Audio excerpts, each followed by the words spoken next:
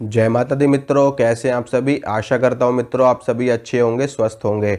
मित्रों आज मैं आपको ये बताऊंगा कि भगत, तांत्रिक, ओझा, सोखा और सेवड़े और जो और भी जो तंत्र मंत्र के कार्य लोग करते हैं वो किस प्रकार से लोगों के बारे में जानकारी दे देते हैं। देखिए मित्रों, जानकारी कई तरीकों से दी जाती है। ठीक है, जैसे कि कोई लिख करके आपको जानकारी देता है। ठीक है, किसी भी पेपर के ऊपर कोई पेन से लिख करके आपको बता देता है कि आप फलानी जगह से आए हो, आपके साथ में फलानी शक्ति चल रही है, आपके ऊपर फलाना तंत्र किया गया है, फलाने आप फलाने घर में रहते हो, आप यहाँ रहते हो, आप वहाँ रहते हो, आपके घर का पता, बहुत सारी जानकारी लोग लिख करके बताते हैं। इसके अलावा कुछ लोग माला के ऊपर जानकारी देते हैं, माला से देख करके बताते हैं।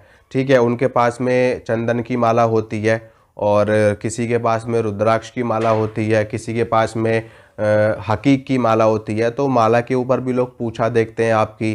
ठीक है, आपसे नाम वगैरह पूछेंगे, आपसे आपकी थोड़ी सी डिटेल पूछेंगे, आपके पिता का नाम पूछेंगे और फिर उसके बाद में वो पूछा देख करके माला के ऊपर देख करके बता देते हैं।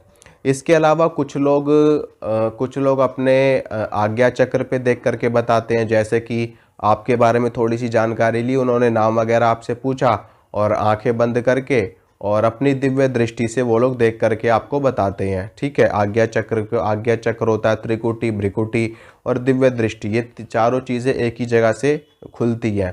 तो यहाँ से देख करके लोग बताते हैं। कुछ लोग साक्षात देवी देवताओं से बात करके आपको जानकारी देते हैं।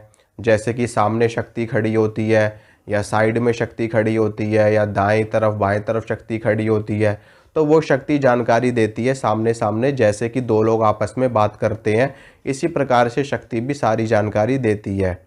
इसके अलावा कुछ लोग वैसे जानकारी देते हैं कि जैसे देवी देवताओं की सवारी उनके ऊपर आ जाती है, उनके शरीर में शक्तियाँ प्रवेश कर जाती हैं और उनके गण आ जाते हैं, उनकी योगिनियाँ आ जाती हैं, उनके दूत आ जाते हैं और वो शक्तियाँ आकर के तब वो लोग आपकी जानकारी देते हैं। ठीक है, तो ये सारे तरीके हैं बताने के। माध्यम है कि किस प्रकार से आपको कोई व्यक्ति जानकारी दे रहा है। कोई व्यक्ति सीधा सीधा बिल्कुल सिंपल बैठे बैठे भी जानकारी देते हैं। कुछ लोग खड़े खड़े सीधा सीधा आपको जानकारी दे देंगे।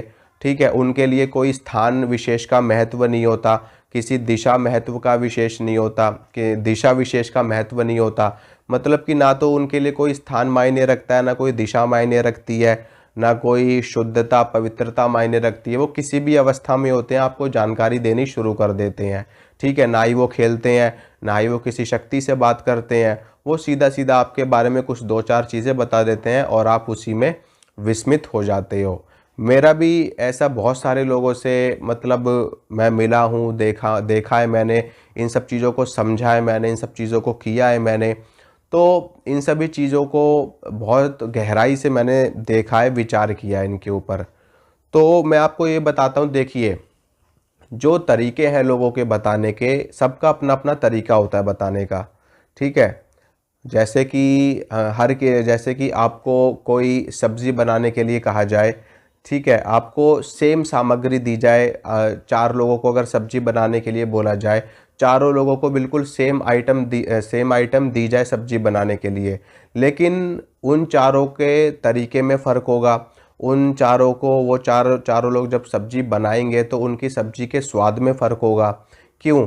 क्योंकि सबका काम करने का तरीका अलग होता है, सबका देखने का तरीका अलग होता है, सबकी सोच अलग होती है, सबके भाव अलग होते हैं। ठीक है, तो उसी प्रकार से हर शक्ति का भी अपना अपना एक तरीका, मतलब हर व्यक्ति का एक अपना अपना तरीका होता है।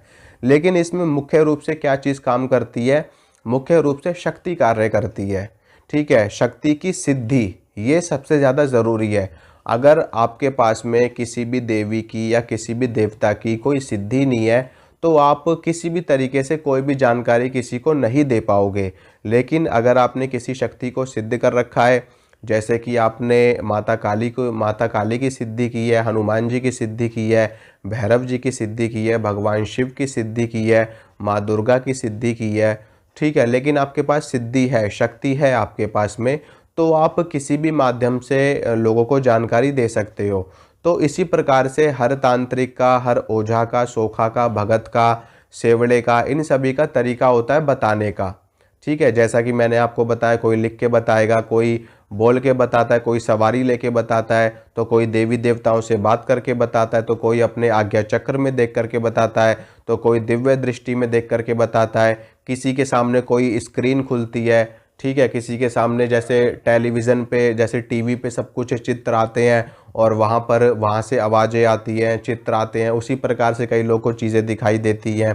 तो हर शक्ति का अपना अपना तरीका होता है, ठीक है। लेकिन आप किस शक्ति की पुकार को, किस शक्ति की तरंगों को, ऊर्जा को आप कैसे ग्रहण कर रहे हो अपने अपने अंदर, ये आपके ऊपर निर्भर करता है। किसी किसी को मन में बैठे बैठे पुकार उठती है, अंदर से प्रेरणा मिलती है उनको बताने के लिए, ठीक है। किसी की जीवा के ऊपर शक्ति बैठ करके बताती है, किसी की कान में शक्तियाँ बताती हैं, जैसे कि कर्ण पिशाचिनी बताती है। जो पंचांगुली देवी है वो हाथों में बताती है, ठीक है, 5 उंगलियों में, हथेलियों में, 5 में बताती हैं उसमें। तो ये सारी चीज़ें होती हैं, ऐसे ही जानकारी आपको भी हासिल हो सकती है, लेकिन आपको इसके लिए साधना करनी पड़ेगी, शक्तियों को सिद्ध करना पड़ेगा, तभी आप किसी के बारे में जानकारी दे पाओगे, नहीं तो आप किसी भी माध्यम से जानकारी नहीं दे पाओगे, ठीक है मित्रों। तो आशा करता हूँ मित्रों, जो जानकारी मैंने आपको दी आपको समझ में आई होगी, आपको अच्छी लगी होगी।